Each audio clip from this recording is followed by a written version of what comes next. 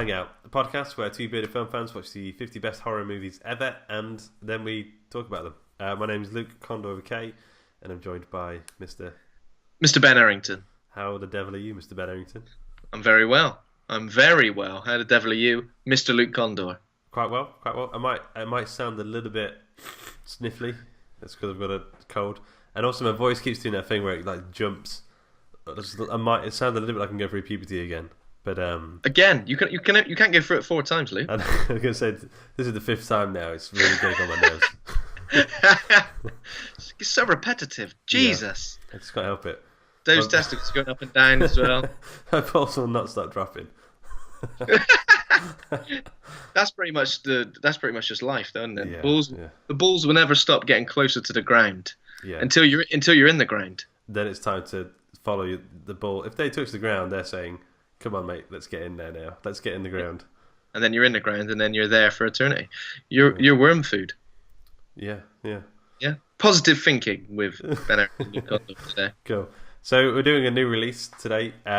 We will get back to the actual 50 best horror movies ever next week, I think. Will we? Yeah, we will. Yeah, we need to. So the next one on the list is the 1931 Dracula, which is way off your cliff again. I'm sure you'll love it.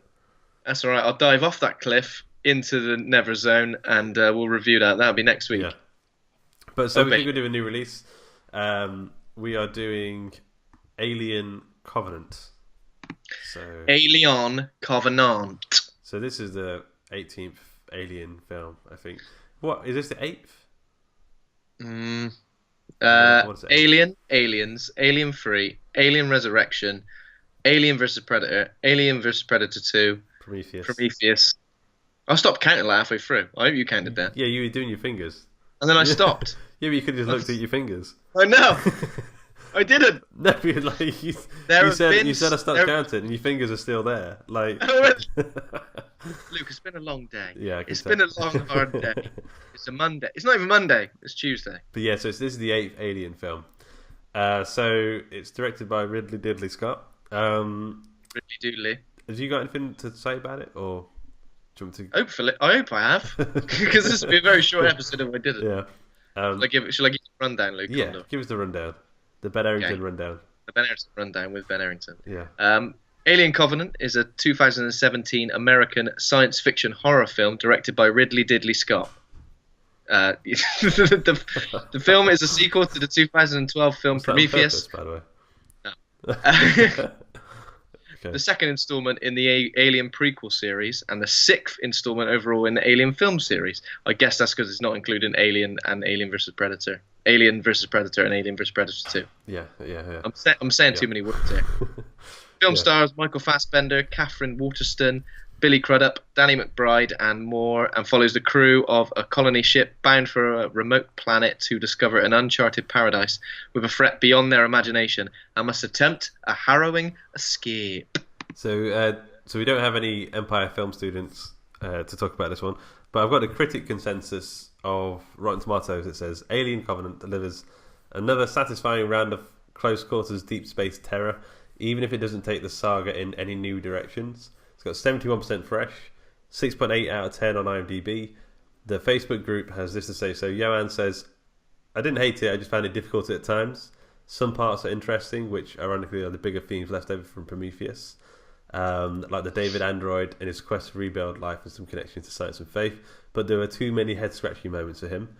John Connolly says, hell, I liked it. I was expecting another Prometheus, but what I got instead was all the best bits of that film with some xenomorph scares and gore thrown in. So it's a bit of some people seem to like it, some people seem to not like it so much. Where are you sitting in the camp? Which camp are you in? I liked it. Do you know what? I really liked it. And I know it's got problems, and I know it's not perfect, and I know there are some stupid bits, and there's some stupid characters and silly decisions, and it feels a bit like the greatest hits of Alien at times, but I kind of feel like, what else do I expect from this franchise now? If we go completely different and there's like less xenomorphs, obviously we get Prometheus, I really like Prometheus. I don't know about you, Luke. How did you feel about Prometheus? Yeah, it's pretty cool. I liked it. Yeah, I liked it, but obviously a lot of the things people said was there weren't enough aliens, there weren't enough of the xenomorph in it, which I guess was Ridley Scott's gone, right, okay, have this down your neck, Yeah. Alien Covenant. But yeah, I think overall, I think in terms of the atmosphere, in terms of the atmosphere and sort of like, it didn't take the franchise in any majorly new directions, no, but it gave us enough answers from Prometheus for it to be satisfying for that. Yeah. And it took it, and it went in a new, well, not in a new direction, but it kind of like, it's trying to line itself up now with the original Alien film, which is why it felt pretty much very, very similar to that in places. But yeah, I liked it. I think Michael Fassbender was great. I know a lot of people didn't like the focus of his character. Spoilers. Obviously, we are going to talk spoilers here, but he was the best thing about Prometheus, I thought. Yeah. The David character. Yeah, definitely. But yeah, again, it does sort of, it hits a lot of the major standard points for an Alien film. But I really did like it. I liked the inclusion of Jerry Goldsmith's original score sort of throughout, and then bits of the score from Prometheus as well. So it kind of felt like it locked those two films together for me. Yeah. But I think if you like Prometheus, you're likely to like this. If you didn't like Prometheus so much, you'll probably like this one a little bit more, but you might still be on the fence. Yeah, I agree. I mean, it definitely feels a bit like Prometheus reboot to me. Like, they didn't really need to do Prometheus. They could have just done this one and had a bit more of some of the elements from Prometheus in this one. But I liked it. I think it was good. I think this one was billed as a horror movie. Like, I remember seeing all the advertising stuff. It seemed very much like a horror, and it seemed like they were trying to get back to those roots of the Alien being a genuinely scary experience. John Logan, I just got here, so he wasn't the screenwriter, but he did a lot of extensive rewrites. He says, with Alien Covenant, I just really wanted to write something that had the feel of the original Alien, because seeing that movie was one of the great events of my youth. It was so overpowering in terms of what it communicated to me and its implications, that when I started talking to Ridley about what became Alien Covenant, I said, that was a hell of a scary movie, and I wanted to write a horror movie because the elements of Alien are so profound. So he tried to recapture, basically he tried to rewrite Alien. Yeah, to, and I guess keep it in Prometheus continuity. I guess it does suffer a little bit from not feeling. It doesn't feel entirely original. Here's the one other thing that I didn't like about it is I don't mind if it's redoing Alien, but one of the scariest things about Alien is that you really like. There's a weird elemental sort of horror in the sense of, what the fuck is a space jockey? What the fuck is this massive alien ship they just find randomly? What is parasite egg? Like this whole like this unknown like. I mean, one of the reasons like Lovecraft horror works so well is because it just introduces an idea and it's too big for you to kind of grasp. And I feel like this is like trying to do the same thing, but it's also said, but the answer is this. This is actually just a thing that made or that kind of thing. I guess from like a film franchise has been around for so long, and the fact that those questions were posed way back at the original, they kind of do need to answer them. Oh yeah. Like you couldn't do that again. I mean, like is the answer always going to be satisfactory to Alien fans? Probably not, because the mystery is part of that interesting thing, and the mystery of the xenomorph as well. Like, what the hell is this thing?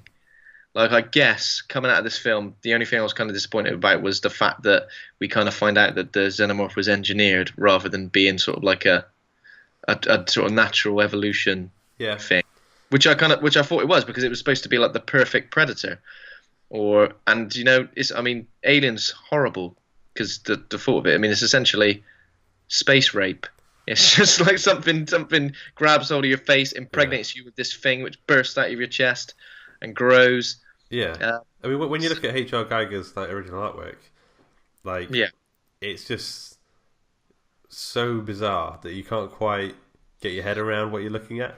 And I mean, vaginas everywhere. Yeah, I mean that's part of the horror of it. It's like I don't understand it, but I know it's going to hurt me.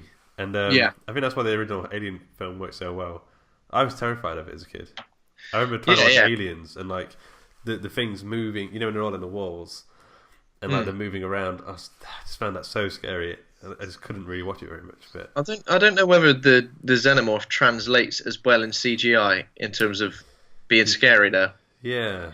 Did you think this one was quite CGI heavy? I mean, there was obviously plenty of CGI. There was motion capture stuff as well, as far as I'm aware. I think there were some people in costume too, Yeah.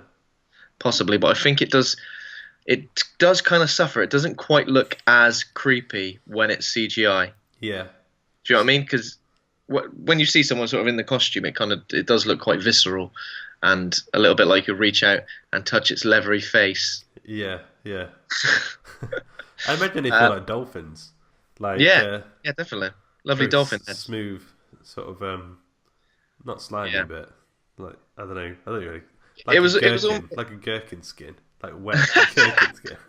Ooh, oh, I love a bit of gherkin. Yeah, It was almost like Ridley Scott had gone, right, this is what people didn't like in Prometheus, so I'm going to kind of make Prometheus again, but include all of the classic alien moments, you know, with hardcore heroine, Ripley. You know what I mean? It is essentially another Ripley. Yeah. I mean, how many Ripleys have we had now? I mean, Noomi Rapace in Prometheus, kind of a Ripley. She was pretty nails. Yeah. I'm sure we had someone in Alien versus Predator at some point, maybe the first one. Yeah, I think the main character's a girl in that. Yeah, so it's almost like the only person who can stand up against the xenomorph is this female character who's incredibly nails and resourceful. It would be good to see like a different spin on that. I don't know, but then again, it's one of those things. I think it's a double-edged sword now. Whichever kind of film Ridley Scott makes, it's not alien enough, or it's not alien enough, or it's too alien.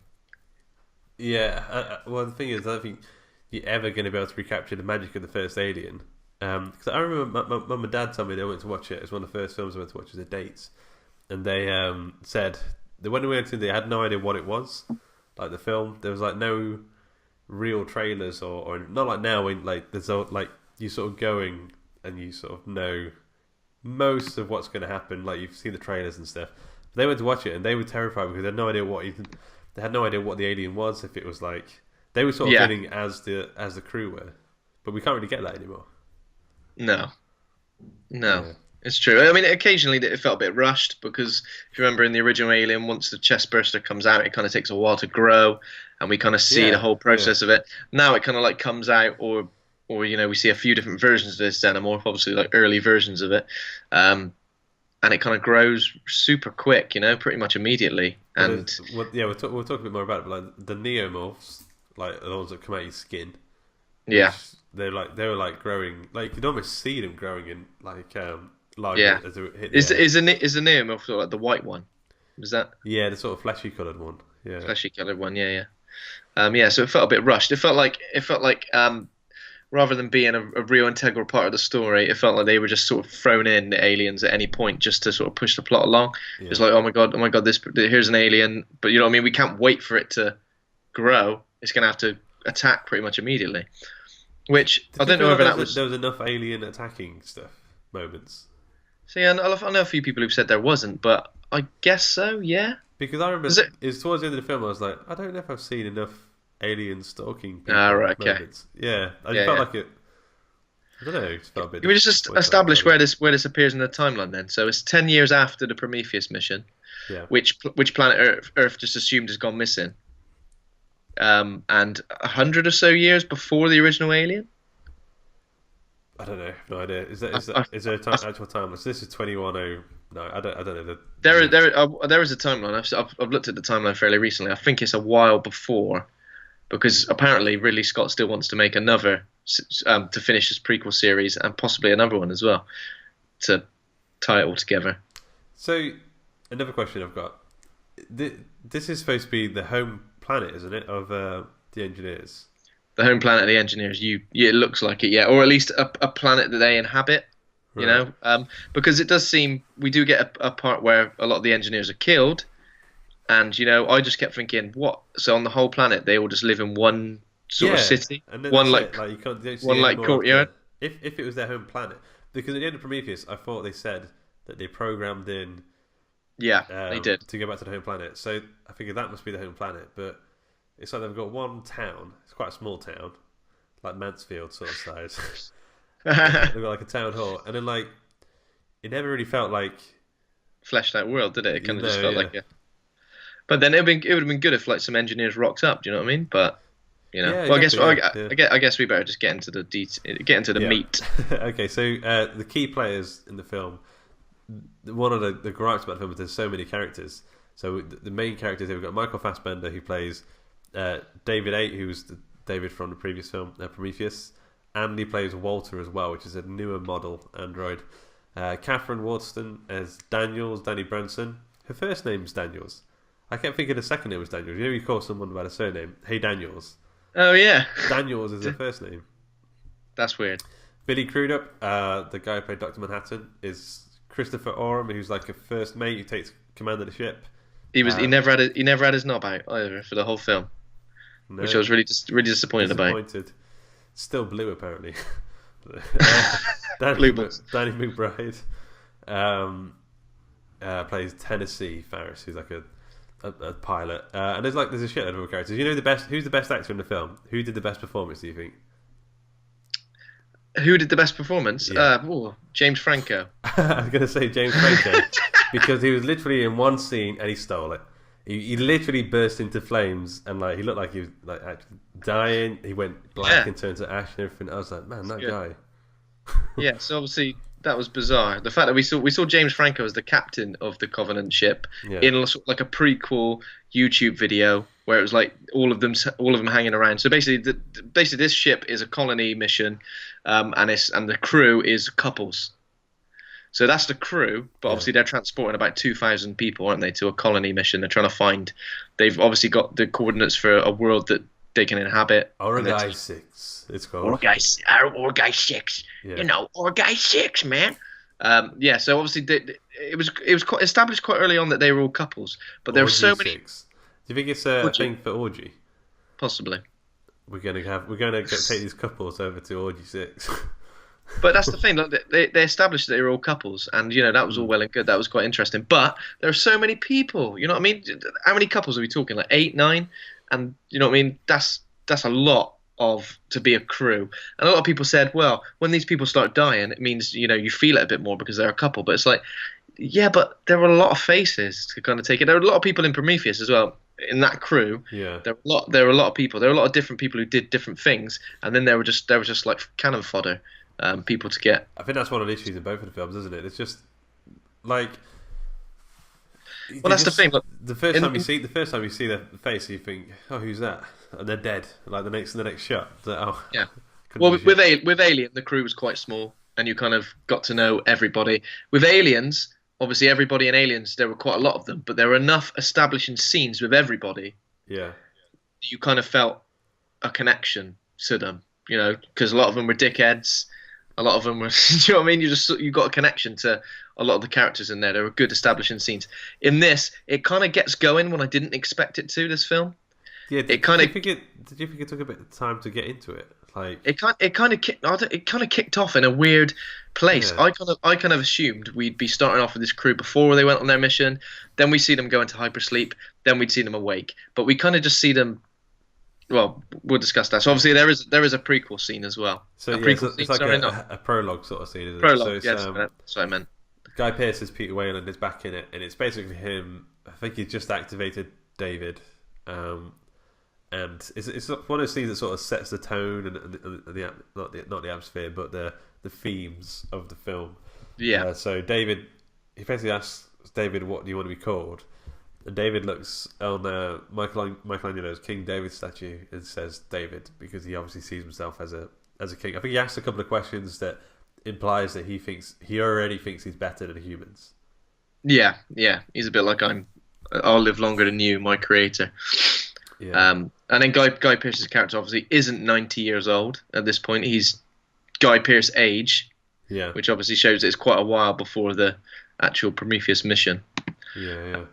And then he gets into play a bit of piano.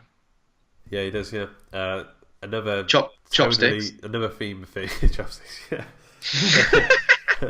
it's like that scene from Big. Where the two of them are dancing on the big keyboard. That would be good. Yeah, so then he showed that shows that kind of David has got he can create, and he's at one with like art and music and everything, and he's quite a complicated soul. And then Guy Pearce, Peter Wayland puts him in his place and says, Make me a fucking cup of tea. Pop the kettle on, yeah, basically, yeah. 5 sugars, mate. Yeah. I want the spoon standing up in that tea. That's what I want. And obviously, then David sees himself. Obviously, yes, I'm merely a slave for this silly individual. At what point does David, like, throughout both of these films, become able to overrule and kill humans? And Quite early on in Prometheus. So he just infects Noomi Rapace's partner with the black goo, doesn't he?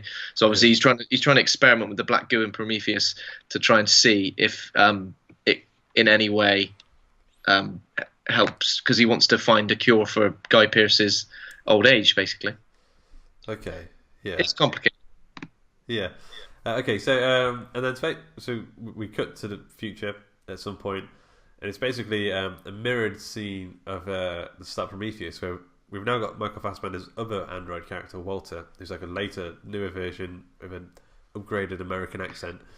Yeah. And he's doing the rounds of the ship, and they put these solar charging sails up, and then they go for this thing called a neutrino blast or something, and it ruins some of the ship, breaks some of the ship. That's when James Franco's his hibernation pod explodes into flames and stuff, and he dies. Yeah, so a few of the pods sort of like open, don't they? And a few people start waking up, and they're trying to get James Franco out because his pod sort of falls off it's all like hanging on a rack like a load of lovely suits, aren't they? Like action figures, yeah. Yeah. And then obviously James Franco, James Franco, who we've seen in this prologue video, or a lot of the sort of promo stuff for this, just bursts into flame. They can't get him out, and he burns to death horribly. Pretty horrific. Yeah. Okay, so at this point in time, I gotta say, like, the tone seemed weird to me. It seemed like a Netflix sci-fi TV show rather than when I think about like the when I think about the opening scene to Alien.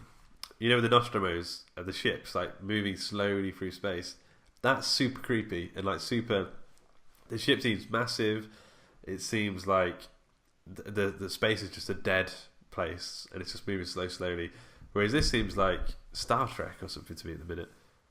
Yeah, it was a bit weird. When did the title sort of arrive? I thought it was before the sort of ship, because the title arrived with the old sort of like main title from Alien, the Jerry Goldsmith thing. And that kind of set it up for me, where I felt like, oh god, yeah, this is like you're back in the world. Yeah, so it didn't feel like that to me so much, like the Netflix TV thing. But then it felt like at this point it jumped off at a weird stage. I didn't quite expect this film to jump off at this particular stage. I thought we would have seen some James Franco, you know. Yeah. Or we'd just seen some establishing shots of these characters. Because really, if you haven't seen this prologue video, you get nothing from the relationship between James Franco and Daniels until she goes and watches a lovely video of him, and has a little cry. Well, I hadn't seen anything else. I knew James Franco was in it, but I didn't know he was in it for like less than a second. It's literally like he was on set for a day, and they've gone, come in, get burnt alive. Yeah. Okay, so sorry again. Okay, so what happens next? So the ship's basically broke. They're all a bit sad about James Franco being dead. Apparently, he's a really cool guy. He's a lovely man. Lovely, jubbly. And so they start fixing the ship. Dr. Manhattan takes control of the ship, but he's not a very good captain, apparently. Yeah, well, this is the thing. They sort of establish at this point that he's a religious man and that he can't be trusted because of his faith or something. But he kind of says that, and it kind of felt a little bit hammy. Like, he could have his actions could have shown that he was a man of faith, rather than just going, I'm a man of faith and people don't trust me because I'm a man of faith. You know, that felt like it was showing, it was telling rather than showing, and that was probably one. I think he should have tried to give a sermon. Yeah, and everyone would have just gone, "Come on, mate, not the time and a place." Yeah, he should have broken to him like a gospel church song, and they should have gone, "Shut up." Yeah. Oh, shut up! Put a bloody sock in it. Okay, so and then whilst they're fixing the sails of the ship, they get like a rogue transmission from a nearby planet, and then they sort of scan the planet. It seems ideal for life and stuff. It's not Orgy 6.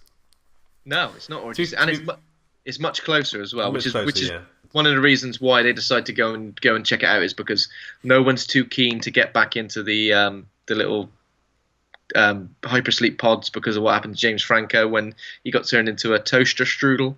How believable do you think that was? So it's basically, they can either go back into hypersleep for 7 years and wake up at the planet they've been moving towards for however many years, and it's like a big mission. There's 2,000 people, frozen people, whatever, on this ship, or they could go on a whim to this other planet where they got a rogue signal from. Yeah, how close was that, the other planet? Well, they said like a week or something like that. So a week away. Well, I've kind of believable, but at the same time, how many times does this happen in this universe? Like, there's just a signal, and we're going to go and investigate. That's kind of how the first Alien happened, wouldn't it? Just a signal. Yeah. And obviously, I guess the thing that's different about this is that the signal they intercept is Noomi Rapace's character, Elizabeth Shaw, singing a little bit of John Denver. Yeah. Which I don't remember. Was she singing John Denver in Prometheus? I haven't got a clue. Can't remember. Yeah. So they pick up that, and then obviously Danny McBride's character Tennessee is like, "That's John Denver." I recognise that anyway. Yeah, and it's quite a nice little song.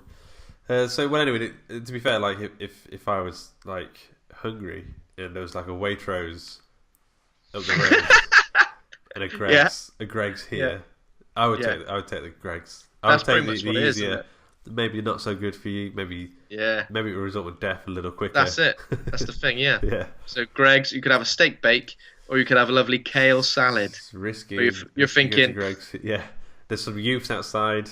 I'm not too sure. I'm gonna go. You're gonna go. That's pretty much.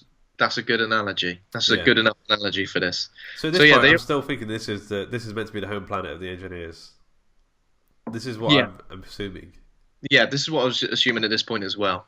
But I guess it doesn't really set up how far away. I don't know if we really knew how far away it was at the end of Prometheus when David and Elizabeth Shaw sort of take off. When he's just a head in a bag. When he's just a bowling ball in a bowling ball bag. Yeah. I'm sure Michael Fassbender's head would probably make a very good bowling ball. I don't know. It's quite. Quite long actually, isn't it? Yeah. It's quite a long head. Quite a long head. Maybe if you rolled it on its side, then you'd have more like width to take out the pins. Yeah, it's longer to get more dynamic angles for his acting. Do you know what I mean? Like, he can get the light to hit in certain ways. If it was round, it'd be the same light everywhere. So that's why you never see a round-headed man on stage. No, exactly. It's for the lighting guys. I mean, it's just terrifying. It's terrifying. Yeah, that's why Phil Mitchell doesn't get any film roles anymore. Anymore. He used to get loads. He was in everything back in the day. Phil Mitchell. What's his name? Steve McFadden. Don't ask me how I know that, but I bloody do. I had no idea what his real name was. He loves a steak bake, sure. Yeah, he really does. Yeah. So he looks obviously this inflamed from the saturated fats. Okay. Yeah. So what happens next? So he goes to the planet. The planet is it's quite. I think this is what Ridley Scott does do quite well. He's very good at sort of creating. It's like the art direction of the planets is always really, really well done. Like it looks kind of alien, but kind of like human, but not in a way. It's just some beautiful place in like New Zealand or Africa or South America or something that looks very alien, and I guess it's the cinematography as well that makes it look a lot of like greys and granites and sort of those sort of colours and sort of very, very deep dark greens I find in this film as well as Prometheus. But so obviously about half of them go down to the planet. I thought quite a lot of them were going down to the planet initially, and they do the classic landing on a planet you've never been to before. Don't wear a helmet, obviously. It's weird, isn't it? They just go out. It's weird because in Prometheus they all wore helmets when they went. I know it didn't help, but you'd think that perhaps they would have wore helmets just because you never know. I know they've done the scans and they've worked out that the atmosphere's fucked. Fine, sorry. So it's like a landing crew. Quite a lot of them go down there. It looks quite nice. There's wheat, like human wheat, which I don't think they ever really explain, but I imagine it's because of David. Yeah, so they sort of say, here's some wheat. Who planted it? Vegetation this far from Earth. Where did David get wheat seeds from? Yeah, I don't know. He had them in his wallet. He had them in his wallet for the whole time. his wallet's head. His wallet's head. Satchel. Oh yeah, he was just a head at one point. Maybe he Yeah. had the seeds in his mouth, under his tongue. All this time, yeah. Okay, so there's wheat there, and then they separate. Some of them go up to, they find the crashed ship that Naomi Rapace, whatever her name is, what's her name? Elizabeth Shaw and David crashed in, or landed in. Yeah. And then some others stay back and they want to check on some ecology stuff, or I don't know what they're doing. Checking the stock market. Yeah, they're just very good. yeah, they're just getting samples of mud and shit. Poo and stuff. Yeah, poo and mud. And then obviously you get a classic line here when they're walking to the Prometheus shot of, "Can you hear that? What? Nothing. Yeah. No animals, no birds." And you're like, "Oh my god." Yeah. How many times have we heard that in some sort of in that context or in another context in a horror film or something? 5 or 6. Yeah, I don't know. 5 or 6 at least. That's quite a lot though. That's quite a lot. Yeah. You never want to get more than like 3 or 4. Yeah, so I mean, it does kick off pretty quickly, you know. I mean, it could have taken its time a little bit, but I guess more time spent on the planet, you mean, or yeah, I don't know, more time spent on the planet, more time. I would like to exploring. see them walking through like the ruins of these cities and stuff a little bit longer. And maybe that would have fleshed out the world of these engineers a little bit more. Maybe we would have seen. Yeah. I wanted to see sort of like where they lived. I know we kind of do see that a little bit, but maybe a bit of where they lived or something. You literally only get like a big courtyard and like one domey cave structure. That's all you get, and that's supposed to be their home planet. It doesn't really like their citadel or something. It doesn't really make sense. And you expect everything else is just vegetation. You know, it doesn't really make sense. And that everyone on that planet's gone, all of the engineers. So yeah, obviously it pretty much kicks off straight away. While they're taking the samples of the mud and stuff, that one of the characters, he steps on some little spores. And some little bits and bobs come out. And yeah, this is one of my favourite moments, one of my favourite visual moments, when he smokes the cigarette on a joint, whatever he's got, and he blows the smoke into the spores. And it's weird, they sort of like convalesce and start to like float towards, it's like they're flying towards him. And they go into his ear, into his skin, and that's it. It's like he's got like the flu, he gets really ill really quickly. The same thing happens over at the ship as well, to another guy. Yeah.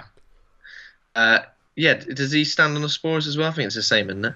He's so you understand? One, isn't he? Yeah, he's sort of holds just puffs in his face. Obviously, because again, why wouldn't you do that? Alien vegetation. Just stick it in your gob, mate.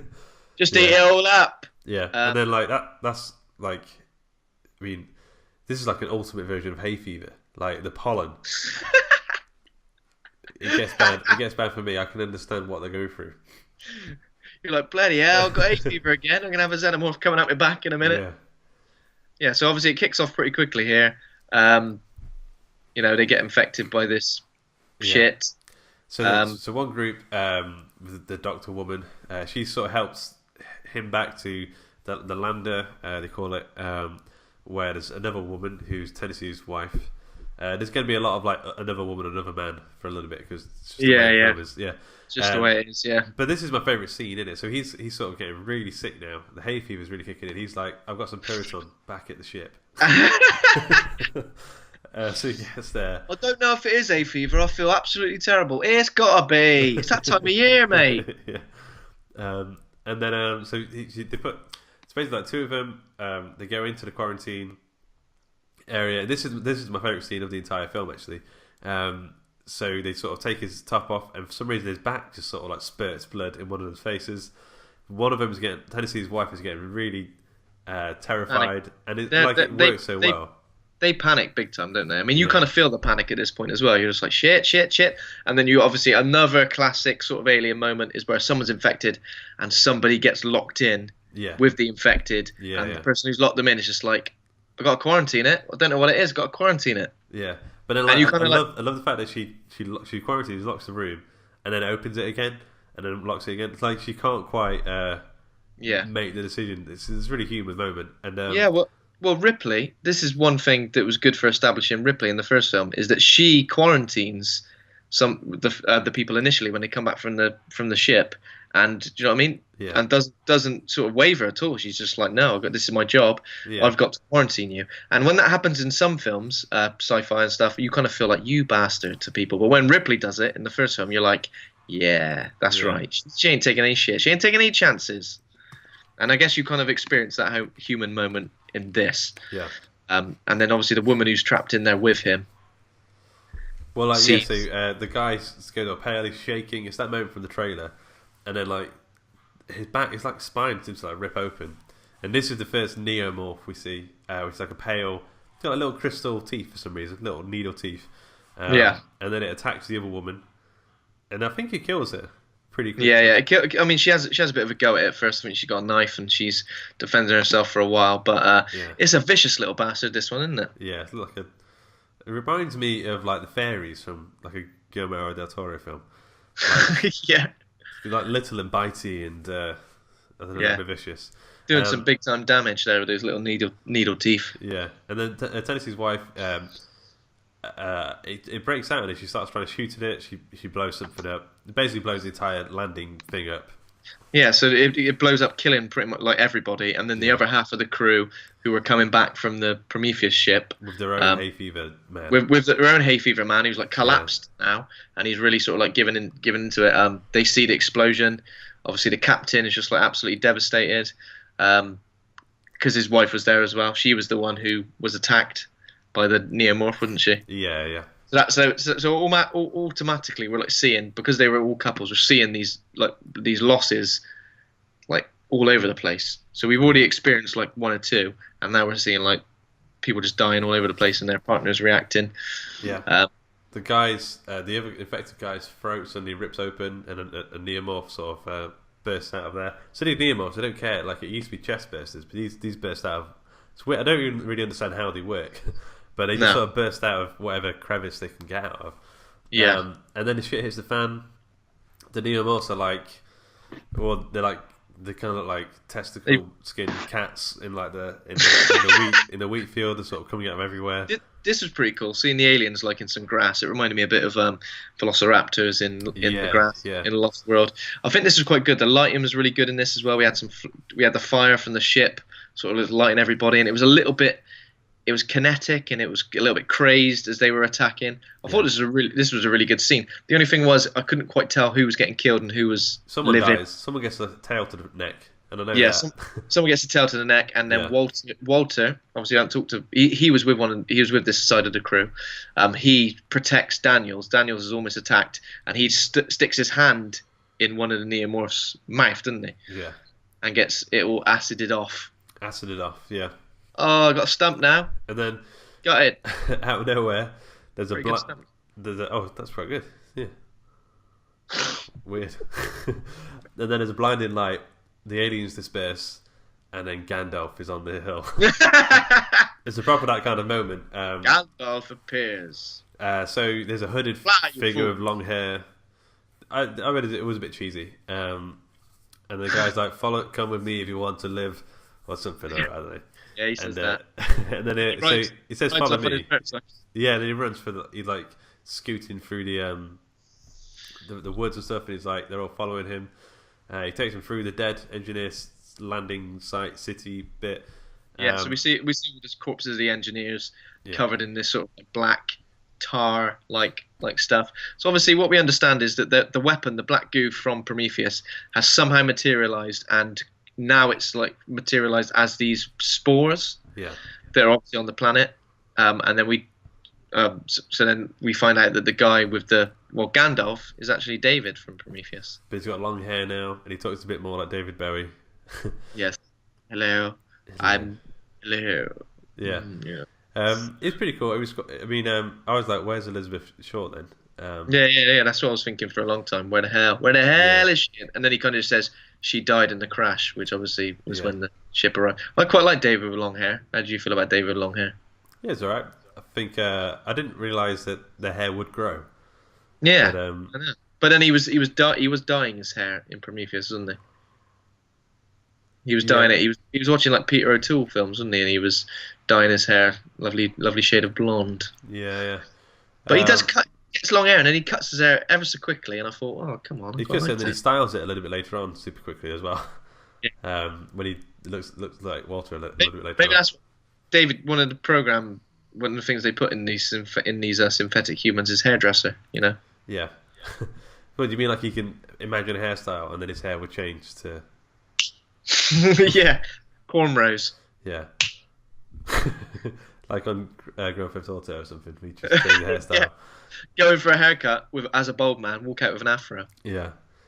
Okay, so we basically get the idea that Elizabeth and David arrives and accidentally set off a world-killing weapon, and Which then, was the black goo and the lovely vases. yeah, yeah. So after the crew members, I think they tell David like we've got 2,000 people. This is a colony mission. David's like interesting, Oh, very really? interesting. Yeah. How many did you say? 2,000. Wow. They can't radio up to the Covenant ship in the sky because there's some storms happening. And Some then, storms. yeah, and then we sort of get like a few scenes of them sort of looking around where David's been living. He talks to Walter. He calls him brother. There's a bit in the cinema that we watched where David says something like, "You do the blowing and I'll do the fingering," and Yeah.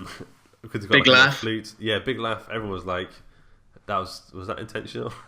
Because it's super weird and super creepy. And is he not playing like one of the Alien themes? Like, is it the Is he? Prometheus music? Oh, I don't know. Yeah. Yeah. And I was thinking, hang on a minute, this is too self-aware now. Yeah. Getting very meta. He started playing Raiders of the Lost Ark theme. Yeah. At the same time, the Neomorph is now massive. It arrives. We're introduced to another girl who gets killed. I didn't know who the hell she was. Yeah, She she gets was decapitated. she was involved with the black dude who was in the. Again, this is the thing. There's a lot of people. It's hard to know who they are. You know, there's probably only 4 or 5 of them you genuinely know who they are, and the rest kind of just blend into the background a little bit because we don't get much in terms of backstory. We don't really get too much of their names. Yeah. We get a little bit of people's relationships, but they're so quick. Like, because I didn't like. Did you realize this the first time? One of the guy who had the neomorph come out of his skin and like his throat was in a relationship with the other dude. Yeah. I only knew that afterwards.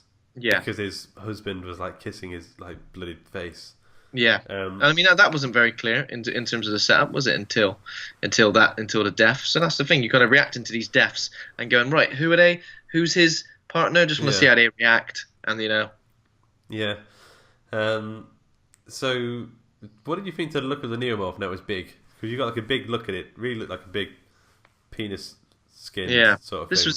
was a bit weird, wasn't it? When the It didn't neomorph was really kind have of a mouth. Like no or eyes. It's very weird to look at. It was just a bell end head. It reminded me a bit of. For some reason, it gave me the vibe of is it called the Demogorgon in Stranger Things? Oh yeah. Oh Like, yeah. Yeah. sort A of little a bit. closed face that sort of opens up, sort of in a weird way. Very um, growly.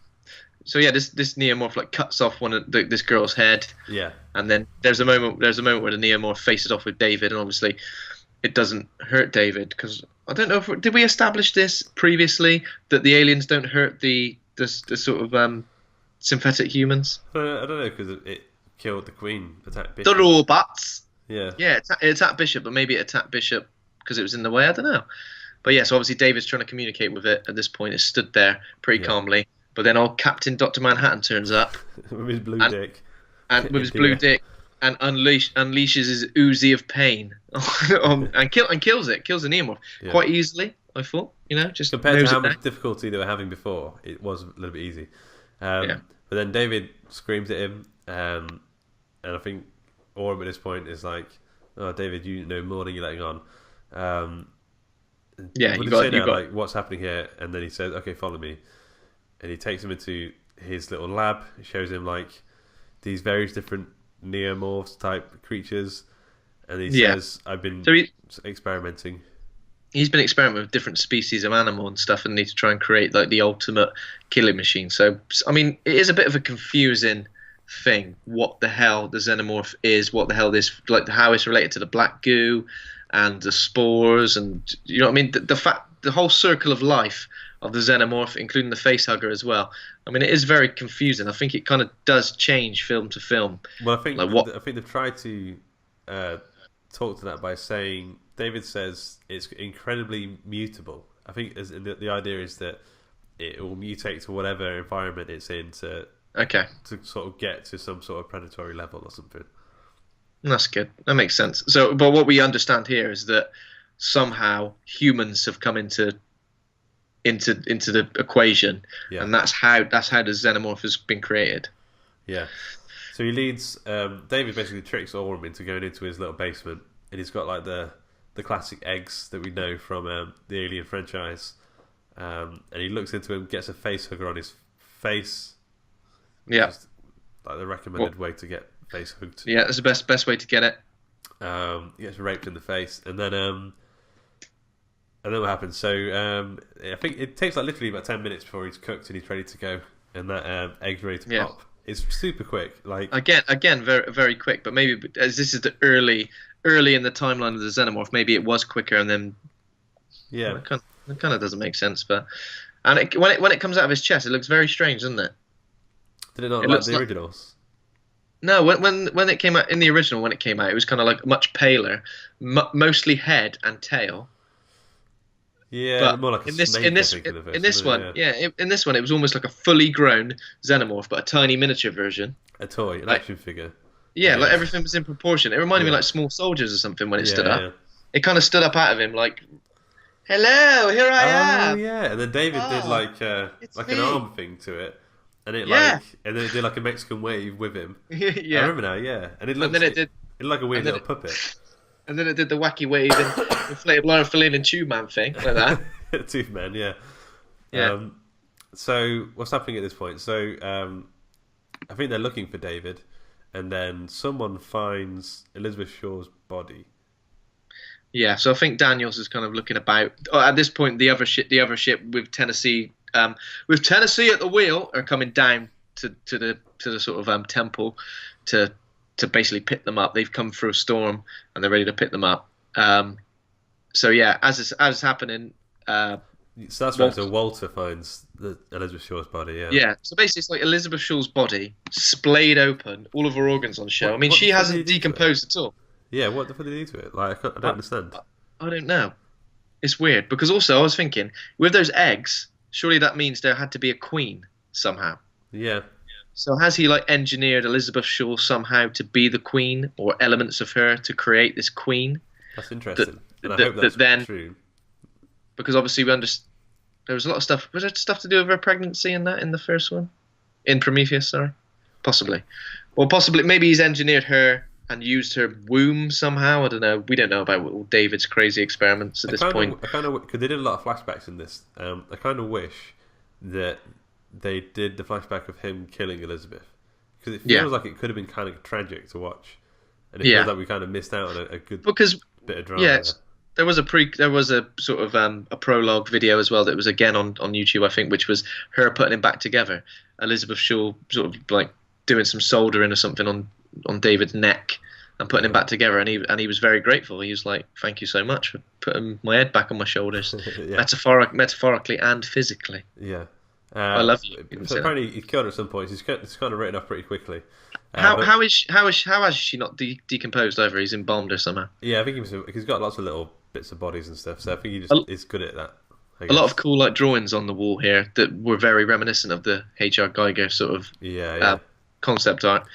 That were obviously a nice weird that David it's kind of so he creates, isn't he? He's able to create. So he creates the Prometheus theme tune. He draws H.R. Geiger artwork. He's created the Alien franchise. Yeah. Exactly. They've gone, let him create everything. He can write the theme tune. He can sing the theme tune. He can flute the theme tune. Yeah. And then obviously we understand that Walter's he doesn't really create. They've got rid of that sort of stuff. And then he gets stabbed in the neck. Walter gets stabbed in the neck. Also, David reveals to Walter that he actually killed all the engineers on the planet. He let this alien goo loose on purpose. He dropped a big old bomb on him, didn't he? Big black one all over him. Yeah. Yeah. Which is quite a cool scene to see. So he kind of like deactivates Walter, doesn't he? At this point, so Walter's obviously confirmed through his neck. Yeah. And then he deactivates him. Yeah, that was weird. He made a really weird face when he got deactivated, Yeah, didn't he? an orgasm face. Like his eyes went like straight to. It was like onwards, it scared me a little bit. I think did that me was as well, yeah. I think that was the only bit of the film I jumped at. He came out of when he nowhere. kind of and he just did like horrible face. Yeah. So he deactivates that, and then he starts having a fight with Daniels at this point, doesn't he? So he's going to kill her. Yeah, he said, I'm going to do the same to... I think maybe he does turn them into queens or something somehow. Yeah. He said, I'm going to do the same to you, same what I did sure to you. And then Walter reactivates himself. It's like a superhero now. And he says, there's been a few upgrades or something like... Well, there's some sort of cool catchphrase. There's been dead a or few alive, you're coming with me, David. Yeah. It's something like that, Alan. And then it's Morphin time, David. So there's some good kung fu moves here. It's very like superhero sort of bit. And then there's a bit where the others, they're getting on the ship, they're about ready to go. David's fighting Walter. And then there's a bit where you know one of them's going to get killed, but you don't know who, and they sort of leave it at that. Yeah, so Walter's on top of David, but then you see David reaching for like a knife. Yeah. And then it cuts there, and then we cut back to all the sort of the people who are left, which isn't many people. It's Daniels and maybe one other guy. Yeah, it's one other guy. And they're running for the ship, which Tennessee is just about to land, sort of in the big courtyard. And then there's a xenomorph knocking about. I'm assuming one. No, we just see a xenomorph. It's a xenomorph that came out of Dr. Manhattan's chest, isn't it? And it looks massive. Like it's grown. Giant now, yeah. It's grown in about like 10, 15 seconds. It's really weird, yeah. So they get on this like a crane ship thing. They're making their way out of there. Walter's with them apparently. There's quite a nice, cool bit where she uses it's quite a tense action scene. She uses the crane hand to like crush the alien like a little bug. Yeah. It's kind of cool. And I actually thought the film was going to end it, and I was like, I suppose that's quite good. It felt like a sort of good ending at that point, didn't it? Yeah. But then we find out that the other guy had an alien in him. He's dead. And then there's another bloody alien. Now it's on the main ship. Now there's a xenomorph on the main colony ship with the 2,000 other people who are all having a lovely nap. They got no idea this is going on. And then we get like the way to get rid of the alien is the whole airlock thing. Like, classic. Get it out of the airlock. It's almost like they've got it to the point where it's like a guidebook, like how to deal with ants. Yeah. Like, you've got xenomorphs. It's like, we've got ants. Put the kettle on, because you're gonna boil them up. Like, I can't watch. Don't put the kettle on. It's like, we've got an alien. Get in the airlock. Like it's almost like they just know that that's what you're meant to do. Boiling ants is like it seems ridiculously cruel nowadays, but as a kid, it just seemed like that's what you did. What happens, mate. Yeah. That's what happens. Like it's almost like You Are David with a black goo, like pouring, like boiling all of these. It's like massive genocide. It's horrible. Anyway, so they get rid of the alien in that way, and then they're about to go back under because they're going to go back to Orgy 6 where they originally went to go. And then we find out. Go on. Sorry. Let's go back to the thing. So it was Tennessee and Daniels versus the alien in the airlock, and they took the alien to like the terraforming section of the ship, which was where Daniels knew. She worked there, so she knew all the nooks and crannies and everything. Yeah. It's weird when the alien comes in because it kind of again stands upright, completely upright. Yeah. All right. We don't see that much. It's just like, all right, mate. Scratches its ass. Yeah. It's like it's on its way into work. Yeah. Yeah, and then they shoot out the bloody airlock, don't they? Yeah, classic. Yeah, so, I mean, that was fairly tense, but you kind of knew where it was going to go, didn't you? I thought maybe we were going to lose one of them, like either Tennessee or Daniels, but they both survive. Yeah. So what did you think of the ending? So there is a twist in the ending, but we kind of saw it coming to a degree. I think it could have gone either way, because basically one of them, David or Walter, died off screen. So we know that the android on the ship is either Walter or David. It turns out just as he's putting Daniels to sleep for her cryo sleep, she realizes it's actually David. Because she says something. She had a little bit of dialogue with Walter where she was talking about building a cabin on the planet, and then she says to David Walter, "You're gonna help me build that cabin when we get to Orgy 6?" And he just goes, You what, mate? What are you talking about? I ain't got a bloody clue what you're on about, bloody mental. No. You think he's such an intellectual that he would have just gone, yes, of course. Do you know what I mean? Like the fact that he gives his own game away as easily as that, unless he wanted to, of course. But the fact that he gives his own game away there is pretty disappointing, I think. But yeah, and it's, so he could have gone either way there. I mean, so it ends with him sort of he gets some alien face-hugging embryos or something. He puts them, they're like little discs. So he regurgitates them. Yeah. So in order to believe that this is David, he had to kill Walter, cut off his own hand, because obviously Walter was missing a hand, and then he had like a nail thing in his chin, which Daniels, when she was fighting with him, had shoved in there. Yeah. So he's managed to take that out, somehow sort of cover it up, I don't know, and then take Walter's place. I mean, the only other way it could have gone is that it was Walter, but he'd come around to David's ideology of we're more superior as the synthetic humans to the humans. Yeah. But I guess that would have been less believable. I mean, so we always knew it was either Walter or David. I think it could have ended just as well if we sort of finally realised it was Walter, or if they even left it a little bit open. If they just had him put her to sleep, and then he just walked away and he started singing something, or like, do you know what I mean? Something that sort of showed that like, oh, he could be Walter and he could have gone one way. Like, that's true. Actually, he could have just started humming the tune that he'd been taught on the flute, the alien theme tune. We didn't need to see Daniels going, "Oh my God, it's you, David," and David going, "Go to sleep now, go to sleep." Although it was kind of evil and kind of cool, I think I would have preferred a little bit of an open ending. I think there were a lot of moments in this film where it was fairly easy to realise how better it could have been done, and it wasn't always that much more complicated. No, it was just like, well, why didn't he do this instead? Or why didn't he do that? But yeah.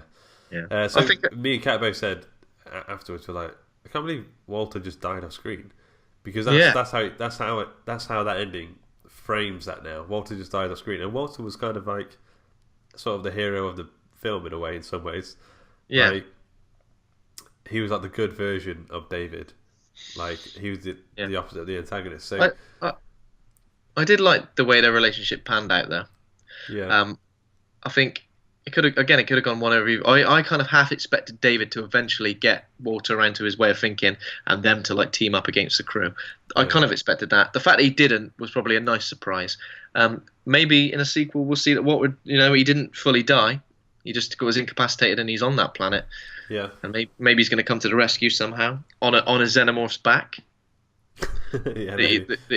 Just riding in there. You blow on a horse's nose, whatever he says there. So that's how he tames. That's how he breaks in a xenomorph to McBride's the back. Yeah. Yeah. Maybe he's romantically involved with xenomorph. I don't know. That's weird. Maybe. Yeah. Big enough. So yeah, that's how it ends. I mean, it's okay. It's okay then. I think it could have been better. What did you think to the directing style overall? I think we kind of understand Ridley Scott's directing style. It's always lovely to look at. I think he's got really good. Obviously, over the years of this really creepy, in the dark, sort of like all these little nooks and crannies and little crevices that he kind of like the horror sort of comes out of. I think it's good. It's always good, Ridley Scott. Yeah. Oh, Ridley Deadly. I think the art direction in general. So there's like, if you think about Gladiator, I'm just thinking about the posters mainly, like, but also the overall look and color palettes of the films. So Prometheus, Gladiator, The Martian, Alien. What's the Rutger Howard Harrison Ford thing? Blade Runner. Blade Runner. Like the art direction, that's like, it's so perfect. He's just so good at doing that. Yeah, I mean, he's an expert. I mean, unfortunately, I think the only place this film kind of suffers is probably the script. I think just a little tweak here and there, this could have been a much better film. That being said, I did enjoy it. I did come out of it feeling satisfied, and like I wanted to see it again, and like I was keen for another Alien film. But then again, as I said, I liked Prometheus, so maybe that's just, it did enough for me to answer the Prometheus questions and carry on the story. Yeah. So would you say they build this as a horror movie? Would you say it was a horror movie? Yeah, I think there's a lot of horror. There's more horror in it than in Prometheus, but I guess with the science fiction stuff. Yeah. Yeah, I would like to maybe have a bit more horror in it. I don't know how, but it's very sci-fi, and it's also kind of cartoony a little bit in some ways with David's character, and the whole follow me Gandalf-y moments and stuff. So I don't know if they needed to do that, but yeah. Okay, so are you ready for some trivia? Yes. Okay, so question the first. At one stage, Katherine Waterston's character Daniel says, "I got you, you son of a bitch." Ellen Ripley used these words at the end of the original Alien film. So does she or does she not say those words? She definitely said something that I was like, that's familiar. Yeah, let's say yes. True. True. Okay, yeah. Okay, so the second question. The terrace surrounded by cypress trees where David looks upon the engineer's city is inspired by the series of paintings depicting the... Oh, I've deleted the bit here. But it's a famous painting. I think it's called Isle of the Dead or something like that. Sounds true. Sounds like something that... it's true. I think it looked really good as well. I think what I've done, I wanted to see the painting, so I've cut it instead of copied it from my... right, okay. And I've looked at it. It's really great, but you won't be able to see it. No, you won't be able to. You just have to imagine it in your brain. Yeah. Okay, after seeing the success of Deadpool, Ridley Scott decided to get a piece of the action by horribly burning another US leading man in an enclosed oxygen tank scenario. And she referred to it doing a Ryan Reynolds. True. Yes, it's true. Oh yeah, doing a Ryan Reynolds. I want to see more of that. Yeah, it's not true. But okay, so this is the only Alien film to have actual nudity in it. False. Do you know which one? There's one more film that has nudity in it. Aliens. No, Alien Resurrection. Oh, right. Was that when she was? Yeah, okay. Was that when Ripley was writhing around for him? Yeah. Yeah. Okay, last one. So when David is discussing the alien with the captain, he says it's the perfect organism, just like Ash's head said in the original Alien. That's true. True. Yeah. It's true. So we're coming up to time. You've got to shoot off to the cinema soon. So do you want to quickly grade the film? Yeah, let's grade it. I like it. I'm a fan. I'm happy with it. It's got problems. I've said that. We've gone through the problems. Yep. I kind of wanted Walter to, rise victorious out of the ashes and give David, a good seeing to. Not in that way, but I wanted David to lie down to go to sleep, and then Walter bursts out of his chest. A tiny Walter bursts out of his chest, playing the flute. That's the Green Ranger theme from Power Rangers. That would have been good. The dragon's arm comes out of the waters. Yeah. Anus. I'll probably give it a B plus. Okay. Yeah, I thought it was good. I don't think I liked it as much as you, but it was good. So I'll give it a C plus. It was okay. It was okay. I think I preferred Prometheus because Prometheus was weirder, and I had to watch that a couple of times to understand what the hell was going on. Whereas this one kind of is a little bit too plain Jane in a way. I do. I think I prefer Alien Covenant, but only slightly. Only slightly. Okay. Only slightly, maybe by like 1 or 2%. Yeah. Okay, that's close. Okay, so next week we're going to be getting back on the 50 best horror movies. 1931's Dracula. What's the guy's name in that? So it's the famous version. One of the famous versions of it. Ryan Reynolds. Doing a Deadpool, as they call it. Okay, so this show is brought to you by Story Studio Hawk and Cleaver. Head over to hawkandcleaver.com or theotherstories.net to check out our other podcasts. Become a patron over at patreon.com/Hawk and Cleaver. Thanks to Kovac Carmen for our theme music. Thanks to Acast for hosting the show. Thanks to the listeners. If you enjoyed the show, give us a 5-star rating and review in iTunes, and remember to hit subscribe. Thanks to my co-host Ben for being a real horror dude. And thanks for listening. Thank you very much. Bye. Bye.